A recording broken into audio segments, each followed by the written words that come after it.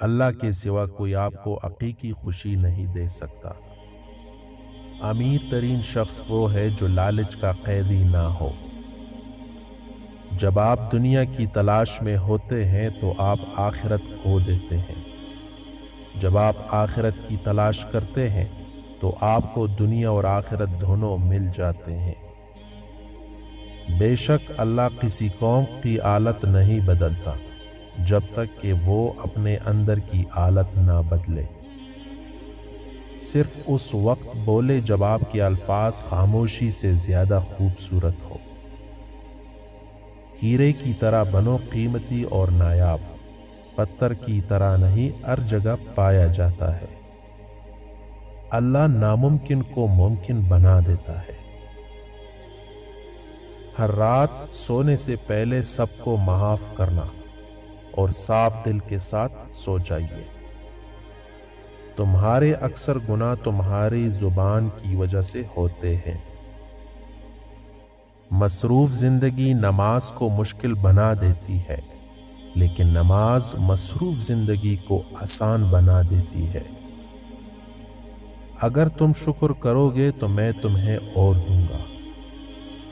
تم میں سب سے بہتر وہ ہے جس کے اخلاق سب سے اچھے ہو۔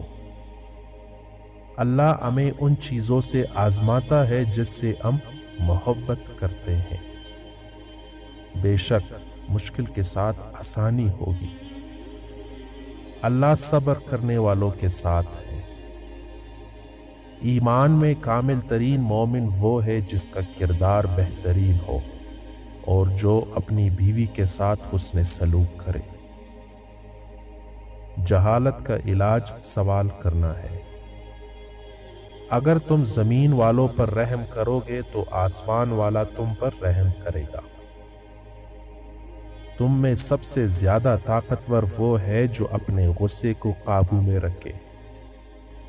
جس نے میری سنت سے محبت کی اس نے مجھ سے محبت کی، اور جس نے مجھ سے محبت کی وہ جنت میں میرے ساتھ ہوگا۔ خوش قسمت ہے وہ عورت جس کی پہلی اولاد بیٹی ہو۔ غصہ کسی کے ایمان اور مذہب کو خراب کر دیتا ہے۔ ان کے ساتھ بیٹھنا جو اللہ کی محبت میں سچے ہیں۔ ہمیشہ یاد رکھیں، ایسی کوئی صورتحال نہیں ہے جس کا آپ اکیلے سامنا کر رہے ہو۔ اللہ ہمیشہ آپ کے ساتھ ہے۔ کیا آپ امن چاہتے ہیں؟ اللہ کے حضور سجدہ ریز ہو کر اپنی پیشانی زمین پر رکھو، اس سے بات کرو اور اپنا دل نکالو، غور کرو، ندامت کرو اور توبہ کرو۔ اگر اللہ آپ سے ماں سے زیادہ پیار کرتا ہے تو آپ کو اس کے سامنے بچے کی طرح روتے ہوئے شرمندہ نہیں ہونا چاہیے۔